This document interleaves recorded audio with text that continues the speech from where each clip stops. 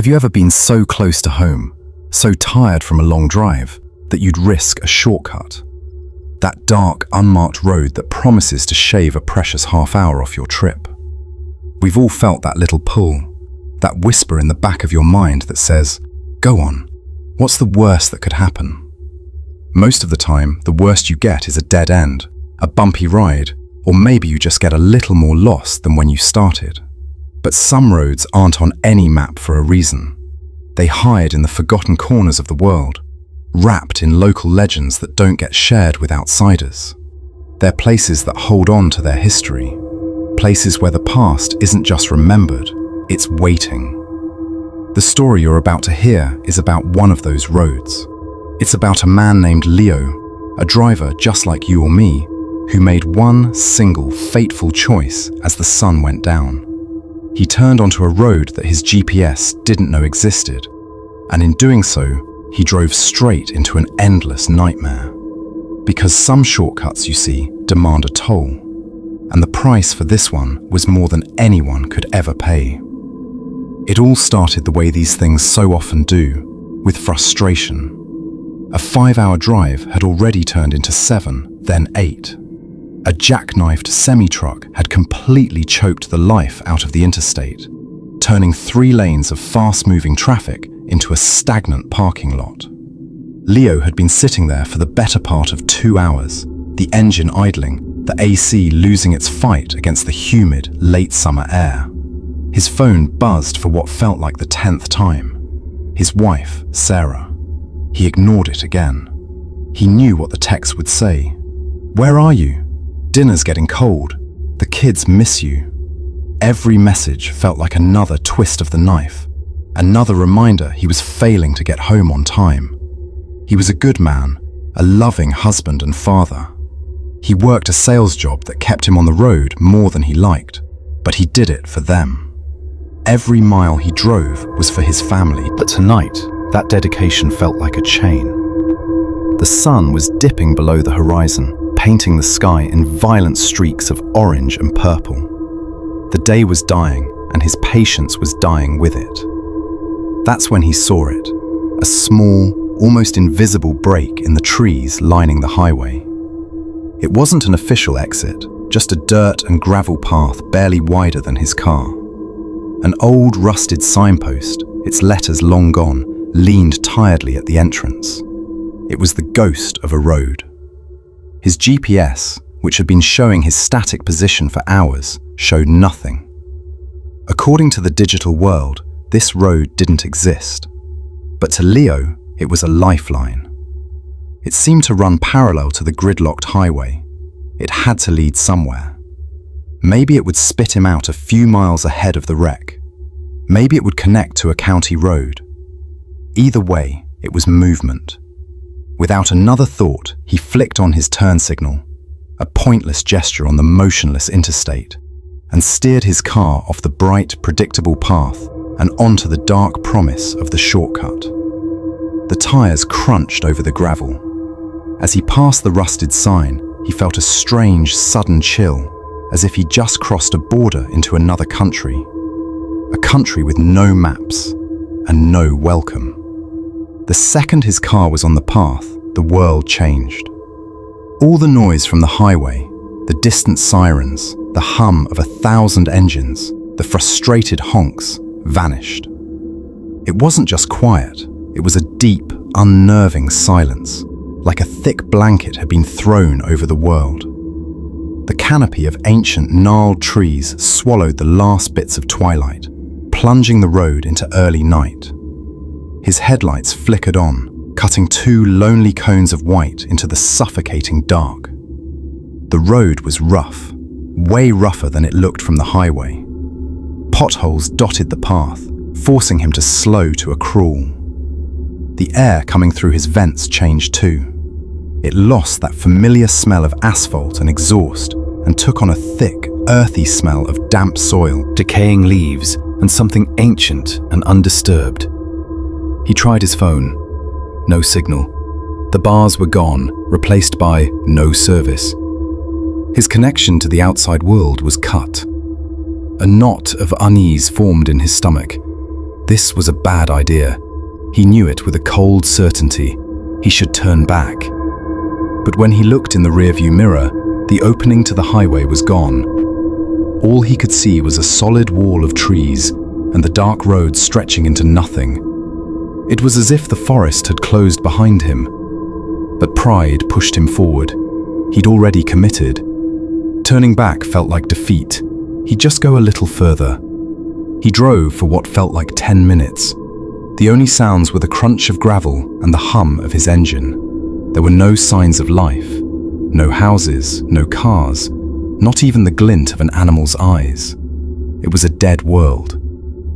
Then his headlights swept across something on the side of the road, and his heart jumped. A scarecrow slumped on a wooden cross in an overgrown field. Its burlap sack head tilted at a weird angle.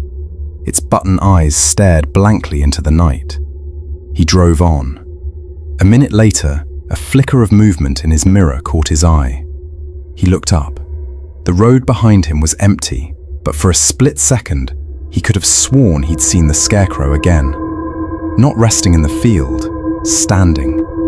Its head no longer tilted, looking straight at him. His knuckles whitened on the wheel. A trick of the light, that's all. But the cold knot in his stomach tightened.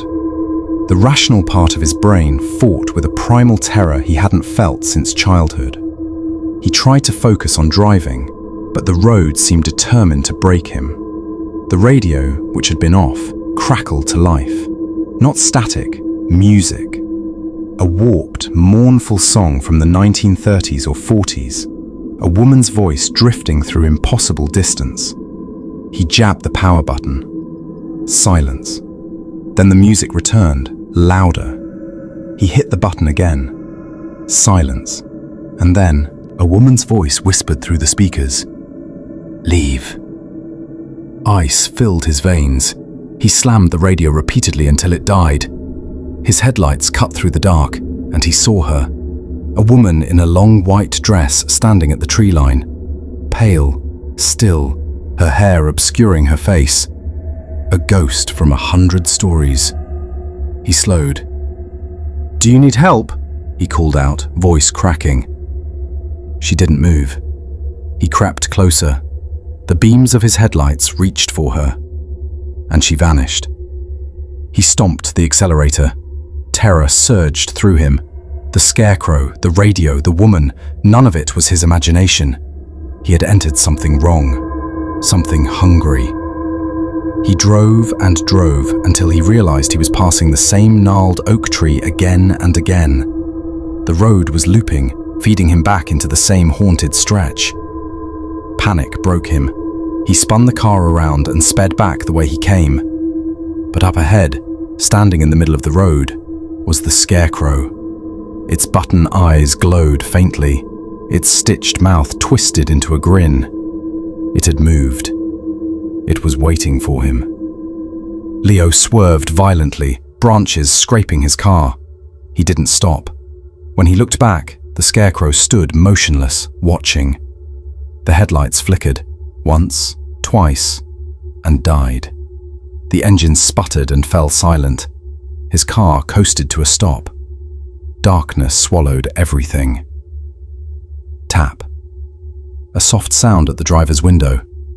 Leo froze. Tap, tap. He turned his head slowly. A face was forming on the other side of the glass. The woman in white. But her face was blurred, shifting, featureless. Dark voids where eyes and mouth should be. She began to bang on the glass, the whole car shaking. He scrambled across the seat, convinced the window would shatter. Suddenly, the banging stopped. He looked back. She was still there, but her hand was no longer a fist. She was pointing down the road. Her sadness was overwhelming. She wasn't attacking him. She was warning him. She was trapped, just like him. He unlocked the door and stepped out. The air was cold. She was gone. He followed the direction she had pointed. Off the road, half swallowed by vines, sat an old rusted sedan, its windows shattered, a tree growing through the engine. Inside, slumped behind the wheel, was a skeleton. He stumbled back and collided with another buried car. He looked into the woods. Dozens of them, old, new, wrecked, forgotten. A graveyard of drivers who had taken this same road, every car still occupied. This road didn't kill quickly. It trapped you. It drained your hope. It left you to die slowly, turning you into another silent warning no one could ever hear. He looked back at his own car. It sat silently, waiting to join the others. The fight left him.